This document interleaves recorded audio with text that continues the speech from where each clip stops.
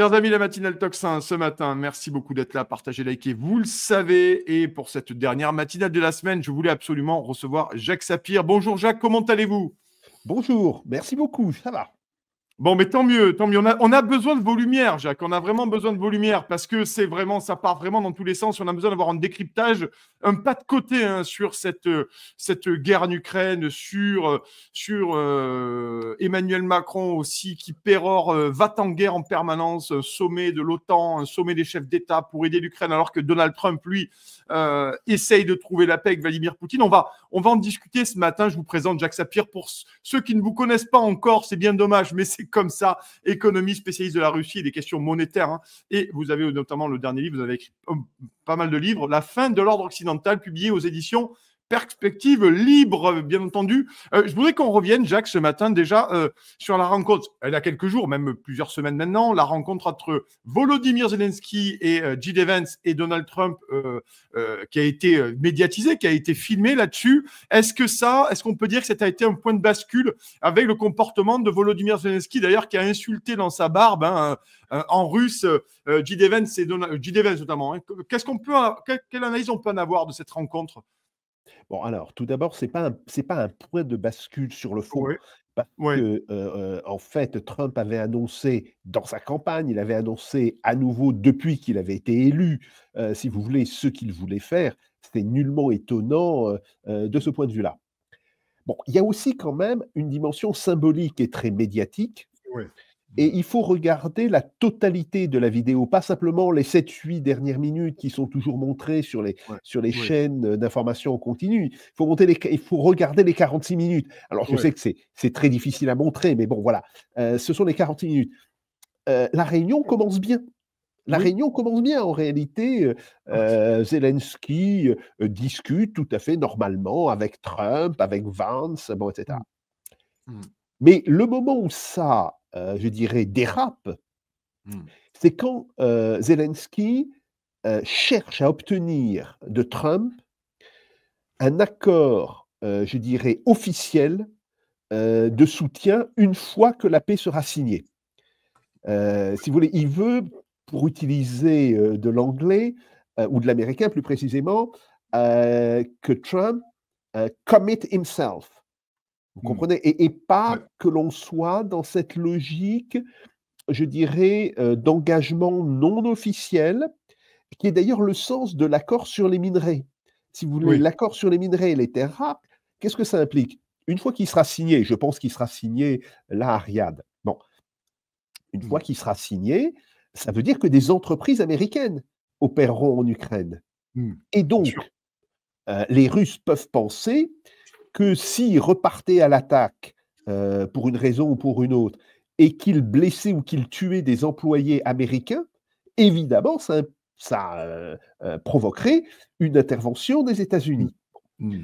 Mais Trump ne veut pas d'un engagement officiel. Il l'a dit, ça fait très longtemps qu'il le dit, hein, Ouais. je l'entends le dire au moins depuis, novembre, Mm. mais je pense même qu'il avait dû évoquer cette question, durant la campagne. Mm. Et là, Trump ne comprend pas. Il lui dit: «Non, c'est réglé, il n'y Mm. aura pas de ça». Et Zelensky réinsiste, et c'est là où Vance, intervient, lui fait remarquer, bon, brutalement, Mm. mais c'est la vérité, Mm. que, l'Ukraine est à bout de soldats, en réalité, que l'Ukraine, est obligée de recourir à des pratiques de conscription forcée. Oui. Mm. Ah bon? Et c'est là où visiblement, Zelensky s'énerve, perd Mm. ses nerfs en réalité. C'est, à partir de là où il va prononcer, cette insulte très grossière en Ouais. russe. Alors, ce qui est fascinant, c'est Mm. qu'il ait recours à sa langue maternelle. Eh oui. Oui, Eh oui. heu, Mm. le russe, hein. Bon, il parle l'ukrainien, je pense que tous les Ouais. Ukrainiens le comprennent sans problème, même si c'est pas un bon ukrainien. Parle Mm. un ukrainien avec un accent russe Ouais. assez épais d'ailleurs, ce qui fait que Ouais. j'arrive à comprendre environ, 30 à 40 de ce qu'il dit en ukrainien. En russe, c'est Mhm. pas la même chose évidemment. Mm. Mm. Et heu, Bon, c'est là où ça dégénère complètement. Donc, en réalité, cette réunion n'a pas été ce qu'on a bien voulu dire un traquenard. Non, Ouais. c'est pas un traquenard. L'erreur de Zelensky, c'est d'avoir cru qu'il pourrait faire changer de position Trump en public. Il Ouais. savait que l'on était en public, il savait qu'il y avait la presse, bon, etc. Et dans ce genre de situation, la première règle, c'est on ne montre pas de divergences ouvertes entre les Ouais. deux parties. Mmh. Si vous voulez, pour la presse, tout va pour le mieux, on Ouais. s'aime tous, bon, vous connaissez le Ouais. topo. Bon, bien Mmh. sûr que c'est hypocrite, bien sûr que c'est de la langue de bois, mais c'est Mmh. important de maintenir ça, quitte, une fois que l'on sera hors la présence de la Oui. presse, donc Mmh. entre 4 murs et entre 4 yeux, Ouais. on peut se crêper le chignon, de manière extrêmement violente. Bon, mais Ouais. ça c'est une chose. Donc ça, première erreur. Mmh. Et la deuxième erreur, qui est assez, fondamentale, il a refusé un traducteur. Ah oui. Or ah oui, Mmh. si vous voulez, et ça, si vous voulez, c'est une règle que je donne à Mmh. vos, Ouais. téléspectateurs, à vos auditeurs Ouais. gratuitement, c'est que Mmh. dans ce genre de réunion, et je Mmh. le sais pour avoir été moi-même envoyé dans des réunions, Ouais. à l'OTAN au début des années 1990. Mmh. Vous devez toujours utiliser un traducteur. Mmh. Parce qu'à ce moment-là, c'est pas que vous connaissiez pas la langue, Mmh. mais le fait d'attendre que la phrase prononcée par votre interlocuteur vous soit traduite, vous l'avez comprise évidemment, si vous voulez. Oui. Bon, moi, dans tous les cas, dans mon cas, il y avait pas de Ouais. problème, il y avait pas de souci, je parle anglais. Bon, ça vous donne le temps de réfléchir, Mais si oui. vous voulez. Ah oui. Vous Ah oui. vous Ouais. vous ne Ouais. réagissez pas Mmh. dans l'instant Ouais. immédiat, ça vous donne un minimum de recul. Et c'est Mmh. pour ça, en fait, qu'on utilise les traducteurs, parce que très souvent, si vous voulez, Mmh. maintenant les dirigeants des grands pays, en règle générale, s'expriment assez couramment en anglais, hein, Mmh. même si visiblement l'anglais de Zelensky, était assez faible. Mais bon, Mmh. ça c'est un autre point. Mais en fait, si on utilise les traducteurs, c'est avant tout pour établir ce filtre. Mmh. Et ce qui permet d'ailleurs, à toutes les personnes, hein, que ce soit Trump, que ce soit Zelensky, de prendre un minimum de recul. Et par ailleurs, c'est très important parce que si, vous ne maîtrisez pas parfaitement Ouais. la langue de votre interlocuteur, eh bien, dans ce genre de situation, il peut y avoir la nécessité d'utiliser une certaine finesse de vocabulaire, et il vaut toujours mieux à ce moment-là utiliser, sa propre langue. Bon, Mmh. ça par ailleurs, Mmh. c'est un phénomène qui est ça. Bon, le résultat, Mmh. c'est que, et c'était de manière absolument, non voulue, eh bien, ça a dérapé, ça a provoqué un énorme scandale, et comme par ailleurs, Donald Trump et JD Vance Mmh. heu, ont un passif avec Zelensky. Ça, il faut le savoir. Ouais. Mmh. Le passif de Trump, ça remonte, à 2016, Mmh. à 2020 pardon, à la campagne Ouais. de 2020. Il avait demandé des informations sur le fils de Biden, sur Hunter Biden, Oui. Mmh. ce qu'il avait fait en Ukraine. Zelensky avait refusé de les lui donner. Mmh. Donc ça, c'est un premier point, et puis deuxième point, Zelensky a fait l'erreur, alors ça c'est une erreur grossière, je ne comprends pas que personne ne Mmh. lui ait dit au sein du ministère des Affaires étrangères de ne pas la faire, hein. Il Ouais. était allé à un meeting de campagne, de Kamala Harris, Oui. où il y avait Biden. Alors il peut toujours Mmh. dire: «Oui, mais c'était pour rencontrer, le Mmh. président Biden». OK, Ouais. mais on ne va pas à un meeting de campagne, Ouais, et non. la 1re chose que l'on fait, Mmh. surtout quand on sent que cette élection sera assez disputée, si vous voulez, c'est de dire: «Je remercie les États-Unis, et cetera, et Mmh. je chercherai à avoir les meilleures relations possibles Mmh. avec la ou le président, quel qu'il soit». C'est un Mmh. problème des Américains, c'est pas mon problème en tant qu'Ukrainien, bon, et Mmh. cetera. Et cette attitude de neutralité, il n'a pas su l'avoir, et évidemment, c'est quelque chose qui est toujours en arrière-plan. Et ce qui peut expliquer pourquoi J.D. Vance est intervenu de cette manière, histoire un petit peu de régler les comptes et de lui rappeler qu'il avait fait une grosse bêtise. Bien, Ouais. voilà. Mais si vous voulez, cette réunion n'a pas changé fondamentalement le cours des choses, Oui. parce que Trump avait dit qu'il voulait une paix rapide, qu'il ne voulait pas s'engager dans un soutien à l'Ukraine, ou du moins pas s'engager officiellement. Bon, il n'a pas changé. Et de ce point de vue-là, c'est très important de regarder, c'est qu'il y a une véritable continuité chez Trump. Par contre, ce que ça a changé, si vous voulez, cet incident, c'est que les Américains considèrent que Zelensky s'est discrédité. Et là, il y a un autre fait qui est arrivé 1 heure après. Le sénateur Lindsey Graham, qui est un des patrons, un des cadors du Parti républicain, qui n'est pas un Trumpiste d'origine. C'est très important. Oui. C'est quelqu'un qui s'est rallié à Trump. C'est un néoconservateur farouche, bon, mais il s'est rallié à Trump, visiblement parce qu'il a senti que Trump allait gagner, mais ça ne va pas plus loin. Et Lindsey Graham prend la parole devant les journalistes accrédités à la Maison-Blanche, et il dit ce qui s'est passé et je dirais est sans précédent dans le salon Oval. Et je ne crois pas que Vladimir Zelensky, dont il disait qu'il était encore ami le matin même, puisse être l'homme avec qui nous pourrons négocier. Ah, ça, c'est très important. C'est très important. Et toute une série d'informations qu'on peut avoir de Kiev montrent que les États-Unis, que Trump, cherchent à faire partir Zelensky maintenant. Et ça, je pense que c'est effectivement, là, pour le coup, le résultat à la fois de l'attitude sur le fond de Zelensky et de son attitude dans la forme, parce que, évidemment, on a dû traduire à Donald Trump et à J.D. Vance le Suchablat que prononce, alors il prononce pas fort, enfin, Zelensky, c'est une injure extrêmement grossière. Bon, donc voilà,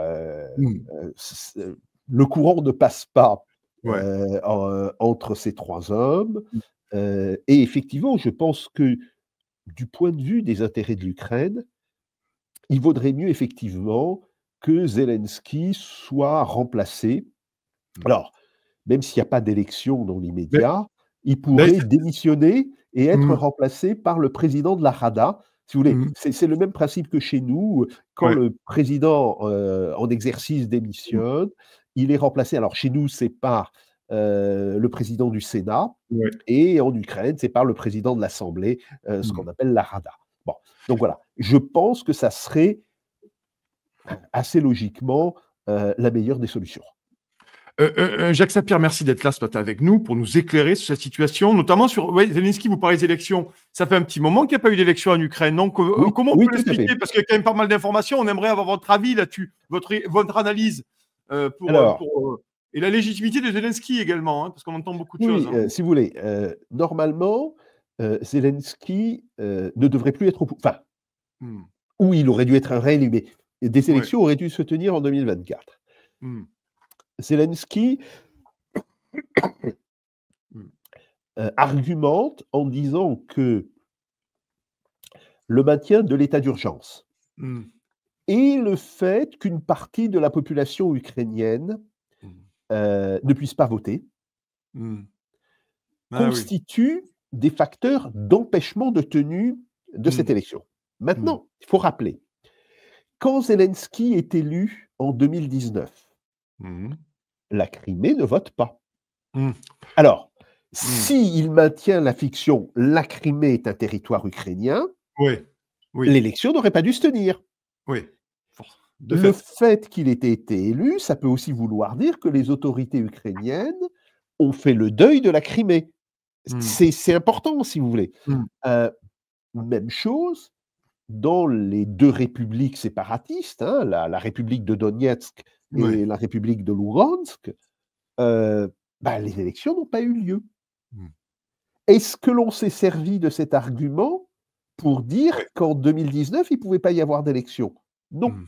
Donc, on voit bien que cet argument ne tient pas. Après, il y Mmh. a l'argument de la loi martiale, hein, enfin Ouais. de l'état d'urgence. Ouais. C'est un argument qu'on peut entendre, Mmh. mais on peut aussi dire que cette loi martiale, elle peut être suspendue pour 1 semaine ou 2 semaines. Bon. Mmh. Et par ailleurs, il faut rappeler que en Grande-Bretagne, nous avons eu une élection en 1945 avant la victoire sur le Japon. Mmh. Alors que la Grande-Bretagne était largement engagée dans la guerre contre le Japon. Mmh. Donc, c'est pas, si vous voulez, alors on peut tout à fait entendre certains des arguments qui sont donnés par les Ukrainiens pour dire on ne peut pas organiser d'élections dans la situation actuelle, mais il faut voir que ces arguments sont en fait assez fragiles. En tous les cas, Mmh. ils sont discutables. Et sur le fond, le fait que Zelensky ne puisse pas se présenter aux électeurs et ne Mmh. puisse pas vérifier s'il a ou il n'a pas la confiance d'une majorité d'électeurs, évidemment, c'est quelque chose qui érode très fortement sa Mmh. légitimité. Donc, Mmh. je ne pense pas que cette position soit tenable très longtemps encore. Mmh. Je pense qu'ils devront organiser une nouvelle élection présidentielle, que ce soit d'ici la fin de l'année ou que ce soit, au début, de l'année Mmh. prochaine en 2026. Mmh mh. Oui. Je voudrais qu'on parle maintenant, qu'on aille plus en avant. Merci Jacques Sapir d'être là ce matin. Notamment, vous avez fait, je vous invite d'ailleurs à lire, hein, c'est votre dernier livre notamment, chers amis, n'hésitez pas à vous le procurer. Là, Jacques Sapir, La fin de l'ordre occidental aux éditions Perspectives Libres. N'hésitez pas. Là-dessus, je vous suis également sur Twitter. C'est toujours très intéressant d'avoir vos analyses, notamment. Vous parliez, parce qu'on n'en parle pas du tout, on n'en parle jamais, parce que c'est quand même un peu important, les accords de Minsk, hein, notamment, concrètement. Enfin, je sais pas, moi, j'en entends jamais parler de cette histoire. C'est quand même bien de remettre ça en perspective aussi. C'est toujours bien de réexpliquer ce qui s'est passé et en quoi, à un moment donné, la responsabilité de ce conflit-là est quand même très largement partagée entre les uns et les autres, n'est-ce pas, Jacques, là-dessus? Alors, la question des accords de Minsk, Mmh. qui d'ailleurs étaient contresignés, Mmh. par la France et par l'Allemagne, Oui. Mmh. c'est qu'ils prévoyaient, alors plusieurs choses. Tout d'abord, un cessez-le-feu respecté, Mmh. et on avait demandé à l'OSCE, de venir vérifier si le cessez-le-feu était ou n'était pas respecté. Bon, ça, c'est un premier Ouais. point. Mmh. Et la fédéralisation de l'Ukraine. Oui. Heu et c'est important à savoir, c'est que la Russie, heu, ne reconnaît pas les 2 républiques, séparatistes, Mmh. et elle maintient, la fiction en réalité, Mmh. que ces républiques, font toujours partie de l'Ukraine. Mmh. Bon. Or, après la signature de ces accords, à la fin de l'hiver, 2015, tout d'abord, le président ukrainien de l'époque, monsieur Porochenko, Mmh. rentre à Kiev et dit: «Il n'est pas question de fédéraliser le pays». Mmh. Donc il refuse, enfin il rejette, cet accord, et nous savons maintenant, à travers des interviews, que ce soit d'Angela Merkel ou de François Hollande, que, les 2 pays garants n'avaient aucunement l'intention, Mmh. de garantir cet accord, et qu'ils considéraient que cet accord n'avait de sens que pour donner un répit à l'Ukraine, et qui permettrait à l'Ukraine de se réarmer, Mmh. et de se préparer à un nouveau conflit. Et oui. Donc voilà. Mmh. Ouais. Enfin, Mmh. l'OSCE, qui elle a fait son travail, il faut le Mmh. reconnaître, l'OSCE a fait son travail, Mmh. montre que dans les incidents multiples qui ont lieu, de 2016 à, 2021, ou voire même à janvier 2022, Mmh. environ 80 des incidents sont du fait des forces ukrainiennes. Mmh.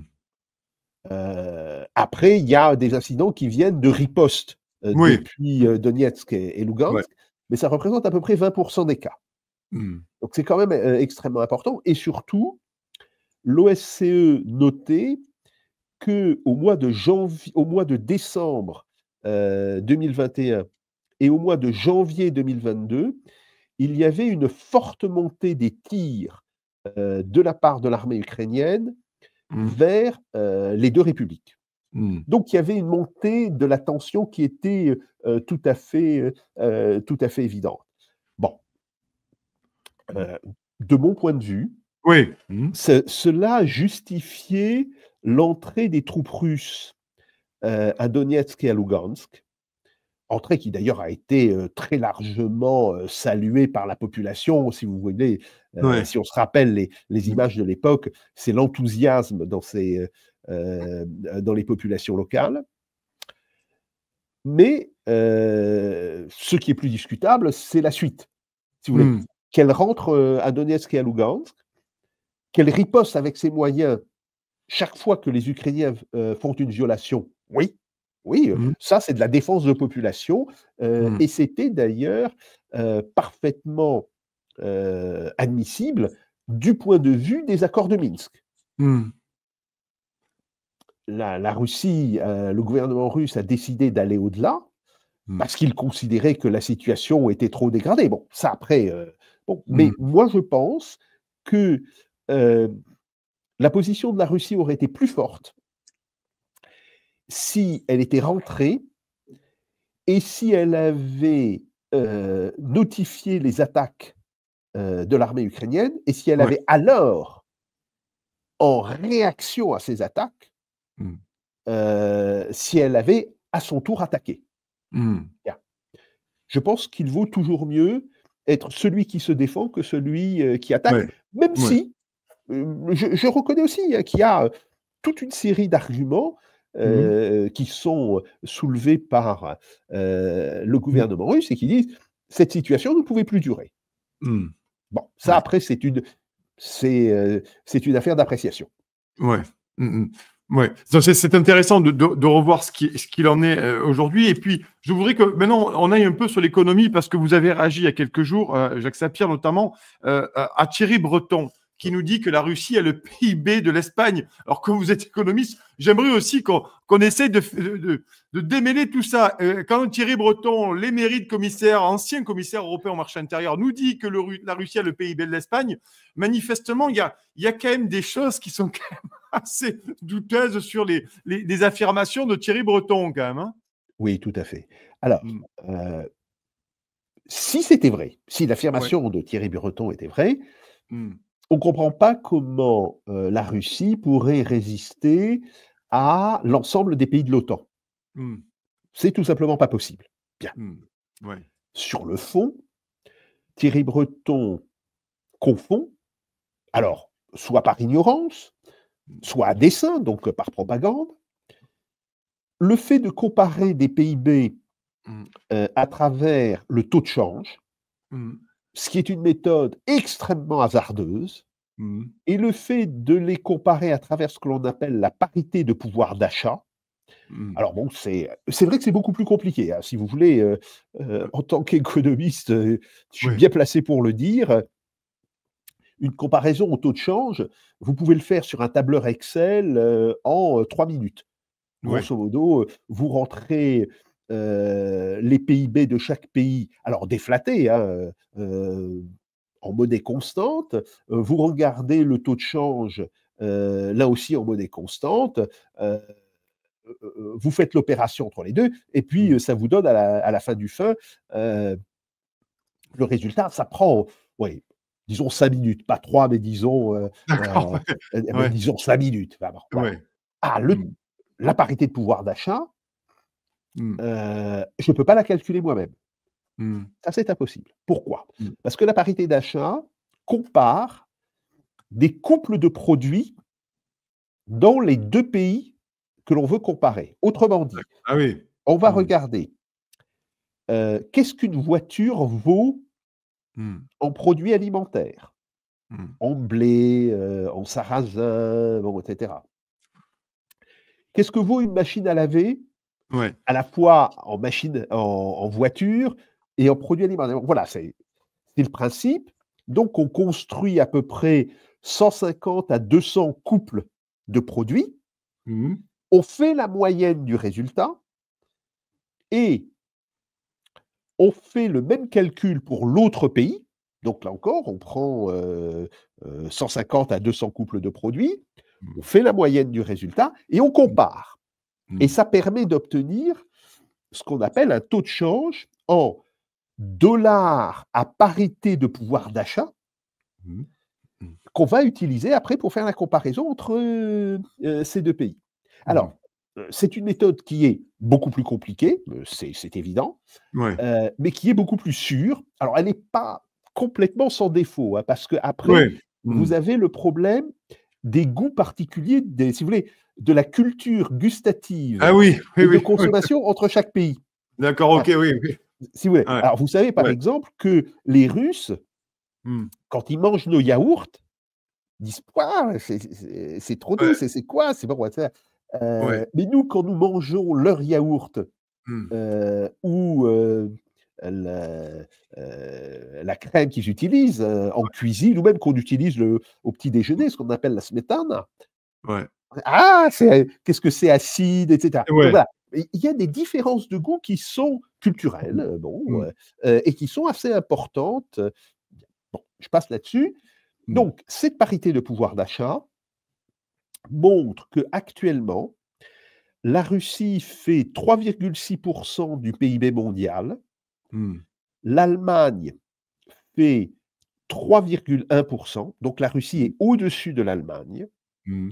et la France ne fait que 2,1%. Ah oui. Mm. Ouais. Ouais, Donc ouais, c'est. c'est ça le réel rapport des forces, Mm. auquel il faut ajouter un autre point. Mm. Quelle est la part de l'industrie dans votre PIB? Eh Parce que oui. si vous voulez, Mm. quand vous vous battez avec un autre pays, vous vous battez pas, avec des services bancaires, si Mm. vous voulez. Mm. Pour se battre, il faut du matériel, des munitions, ce qu'on appelle des artefacts Ouais. matériels. Bon, Mm. et là, le point intéressant, c'est que 26% du PIB russe vient de l'industrie, Mm. contre 2020, contre en 2024, Mm. 23% pour le PIB allemand Mm. et seulement 11% pour le PIB français. Eh ouais. Mm. 11%. Ouais. Donc, Mm. non seulement la Russie a une économie qui est aujourd'hui la 4e économie du monde, Mm. hein, 1er Mm. c'est la Chine, Mm. 2e c'est les États-Unis, 3e c'est l'Inde, 4e c'est la Russie, qui est passée devant l'Allemagne et Mm. le Japon. Mais en plus, Mm. la Russie est un pays beaucoup plus industrialisé que ne l'est la France et même Mm. un peu plus, que l'Allemagne. Ah oui. Mm. C'est-à-dire que si on fait la comparaison, on Mm. on voit que, l'industrie russe, elle est grosso modo de 30%, Mm. ce qu'est, l'industrie allemande, et elle est, grosso modo, de 65 à 70% au-dessus, Mm. même plus, je pense un peu plus, par rapport à l'industrie française. Donc ça aussi, c'est un point important à avoir en tête, c'est le fait que la Russie est un pays qui est nettement plus industrialisé, que, l'Allemagne ou que la Mm. France. Mm. Là-dessus, c'est intéressant. Je voudrais qu'il nous reste encore 5 minutes. Jacques Sapir, merci d'être là ce matin sur Tocsin. Merci de nous éclairer sur tous ces sujets. Alors, on pourrait faire un entretien de 3 heures, hein, bien entendu, je le sais, mais on est en matinale, donc on essaye d'aborder quelques angles. Là-dessus, l'Union européenne, Emmanuel Macron qui nous a fait son discours anxiogène, il faut se préparer à la menace. La menace russe est là, il faut absolument se réarmer.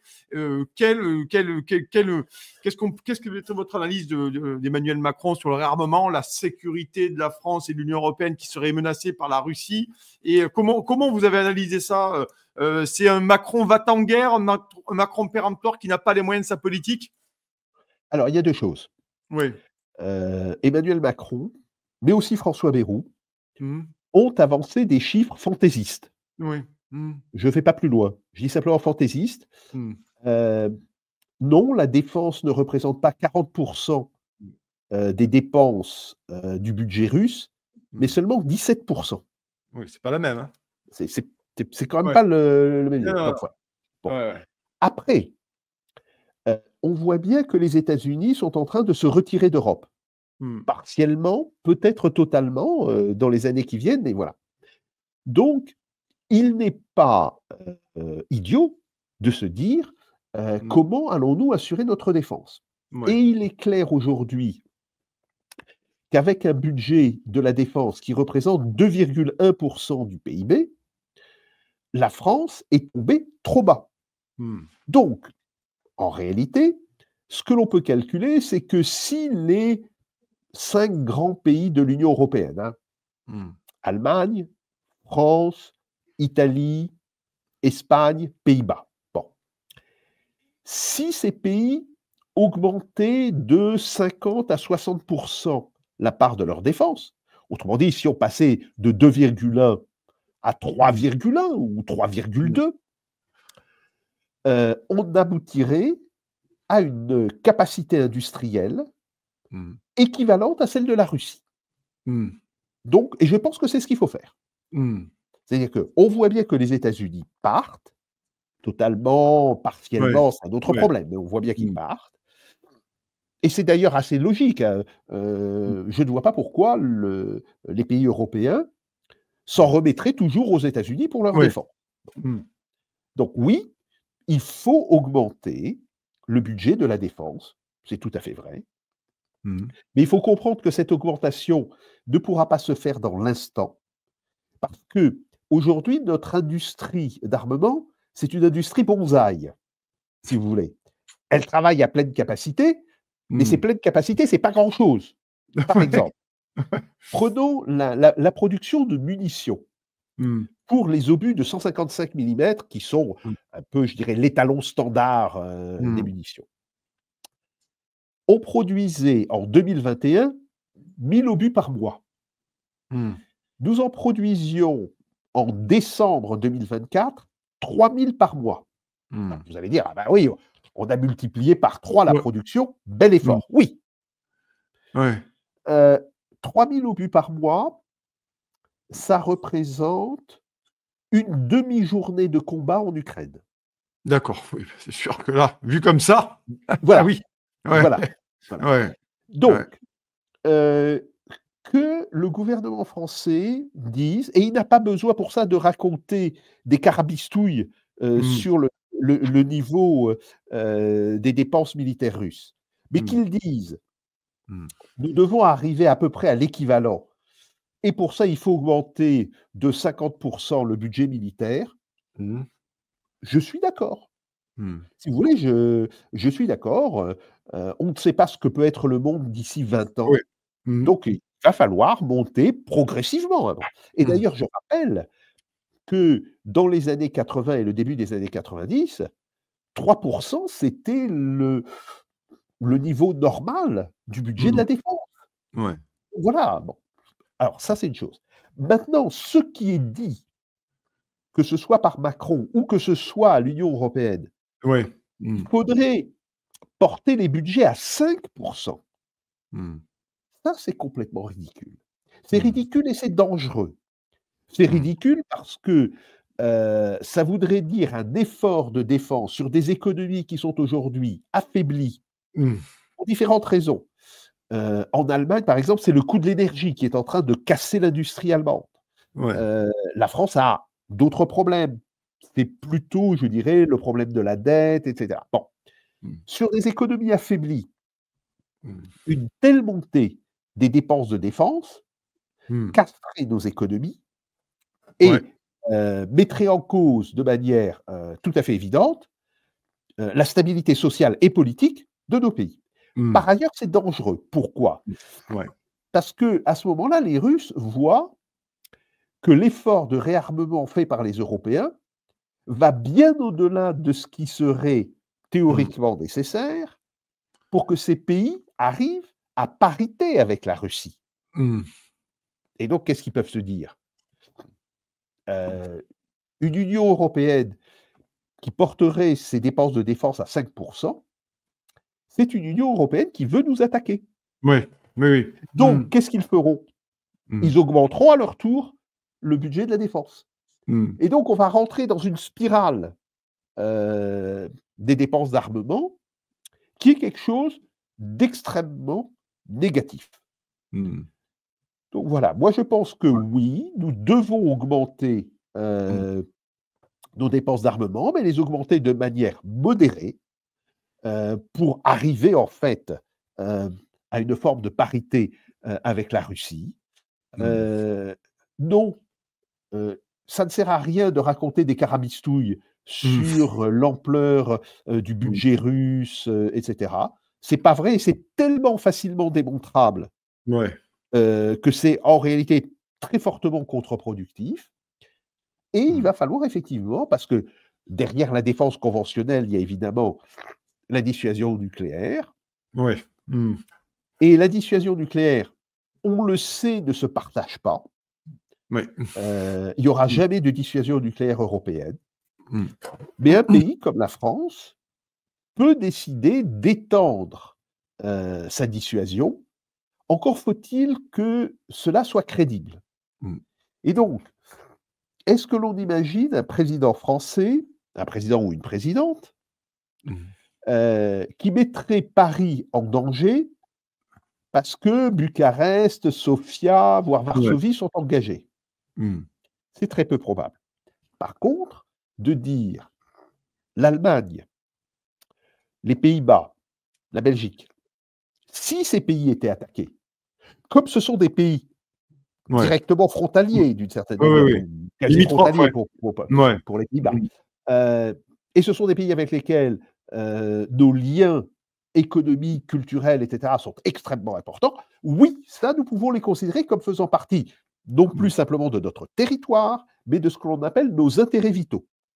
Donc ça peut à la limite se discuter. Je signale d'ailleurs que quand il y a eu la première prise d'armes nucléaires, c'est-à-dire quand la dissuasion nucléaire est devenue opérationnelle, 1964, le premier escadron de Mirage 4 a été déclaré opérationnel dans sa fonction de dissuasion. De Gaulle fait un discours aux militaires et il dit, d'ailleurs, il fait la distinction entre défense du territoire métropolitain, intérêts nationaux, intérêts vitaux de la nation, plus précisément, c'est ça le terme, et il dit aux militaires que l'Allemagne, alors à l'époque, c'est ce qu'on appelle l'Allemagne de l'Ouest, hein, c'est la République fédérale d'Allemagne, donc c'est l'Allemagne de l'Ouest. Bon. Et les pays du Benelux, donc Belgique et Pays-Bas, font partie de nos intérêts vitaux. Oui, effectivement, c'est vraiment très intéressant parce que ça permet d'avoir quand même une vision et un décryptage plus intéressant. On arrive à la fin de l'entretien, cher Jacques Sapir, parce que, voilà, en tout cas, je vous invite, chers amis, à suivre Jacques Sapir sur son compte X, et notamment, et bien sûr, allez lire ce livre, La fin de l'ordre occidental aux éditions Perspectives libres, pour mieux comprendre. En tout cas, c'est toujours bien d'avoir des voix comme vous, Jacques, pour essayer de faire ce pas de côté et essayer d'avoir une autre grille de lecture, ce que nous entendons dans les médias mainstream. En tout cas, merci beaucoup, Jacques Sapir, d'être venu ce matin. C'est moi qui vous remercie pour ce grand entretien. Merci beaucoup. On vous souhaite un excellent vendredi, une excellente journée. Et on n'hésitera pas à vous recontacter pour avoir d'autres analyses. Merci beaucoup. On vous souhaite une excellente journée, Jacques. Merci beaucoup. Merci à vous. Merci.